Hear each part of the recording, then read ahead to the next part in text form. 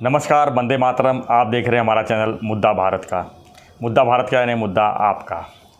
हम आज हाजिर हैं हमारे सहयोगी अनिल सत्य जी के साथ में और हम चर्चा करेंगे आदित्य ठाकरे के ऊपर कि आदित्य ठाकरे का अब नाइट लाइफ का क्या होगा, क्योंकि सरकार चेंज हो गई है। अब आदित्य ठाकरे जो है एक विधायक हैं, खाली अब मंत्री नहीं है, लेकिन उनका नाइट लाइफ को लेकर काफ़ी चर्चाएँ रहती है।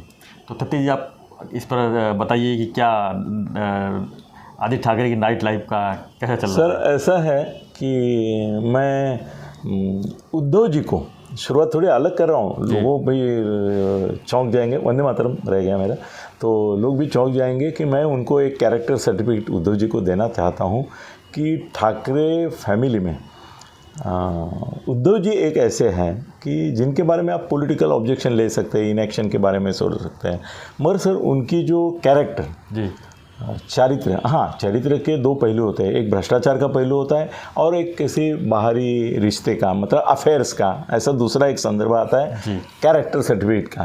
तो मैं भ्रष्टाचार के बारे में बोलना अभी नहीं चाहूँगा क्योंकि वो तो खुलेआम हुआ है, मगर उनका जो चारित्र एक अफेयर्स के संबंध में, विवाह बाह्य संबंध के बारे में अगर बोलेंगे तो सर आज महाराष्ट्र में जो मंत्री या नेता, एक व्यापक व्याख्या में जाते हैं, नेता हैं, उनमें से मुझे ऐसा लगता है कि कोई अफेयर जिसका नहीं, जिसकी किसी भी औरत के संबंध में कोई चर्चा नहीं और होगी भी नहीं, ऐसे अगर कोई है तो वो है उद्धव जी। उद्धव जी के बारे में ऐसी कभी तकरार आपको या शिकायत छोड़ो, उसके गॉसिप भी आपको नहीं मिलेंगी। तो उद्धव जी को तो 100 में से 100 मार्क मैं दूंगा कि उन्होंने अफेयर उनका कुछ है नहीं। हमेशा वो नारियों के प्रति, महिलाओं के प्रति जिस नज़र से और जिस दृष्टिकोण से देखना चाहिए, वो आदर और एक स्त्री का एक शक्ति रूप उसी में देखते रहे, वो मानना ही पड़ेगा। मगर सर ठाकरे फैमिली में ऐसा है कि इसके बारे में बाकी लोगों को क्लीन चिट देना बहुत मुश्किल है, क्योंकि अभी जो गए हैं उनके बारे में हम नहीं बोलेंगे, मगर जयदेव ठाकरे नंबर 2 का बेटा बाला साहब का, उसके बारे में तो मतलब कितने गॉसिप, कितने अफेयर थे वो दुनिया जानती है। स्मिता ठाकरे से उसका डाइवोर्स हो गया, उसके पहले तुम्हारी अनिल कालेलकर की बेटी थी, उसके साथ उसने शादी की, उससे भी डाइवोर्स हो गया, इससे भी डाइवोर्स हो गया। और हम लोग जानते हैं कि उनकी एक बहुत बड़ी लिंक थी, और एक से नहीं, बहुत लोगों से, बहुत औरतों से थी, इसके लिए वो फेमस थे।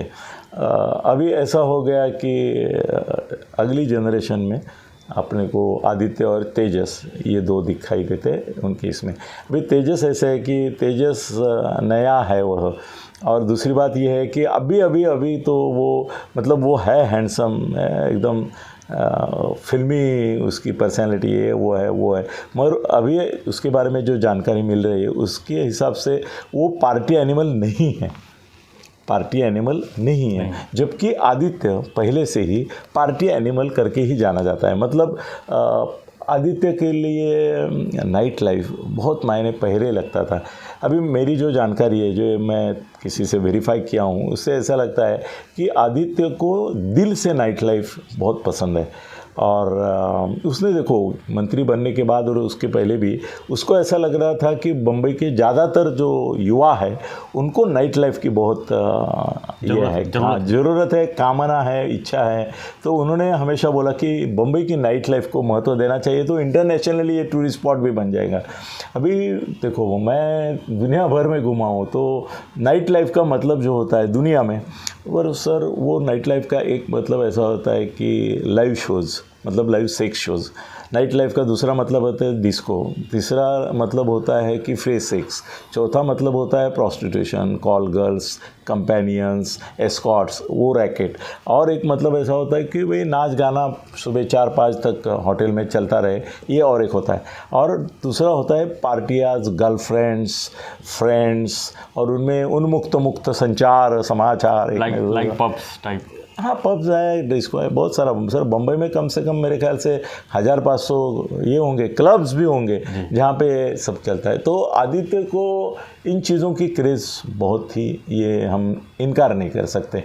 और दूसरी और एक बात ऐसी है कि आदित्य का जो पूर्व का जीवन था मंत्री बनने से पहले का, उसमें कई हीरोइंस के और इसके नाम आए, मगर उसकी एक सर्कल थी, फ्रेंड सर्कल थी, जिसमें बहुत सारी उसको गर्लफ्रेंड भी थी। अभी देखो, आप गर्लफ्रेंड शब्द का गलत इस्तेमाल या गलत अर्थ मत लगाओ। लड़कियां थी, बड़ी मतलब फ्रेंड थी।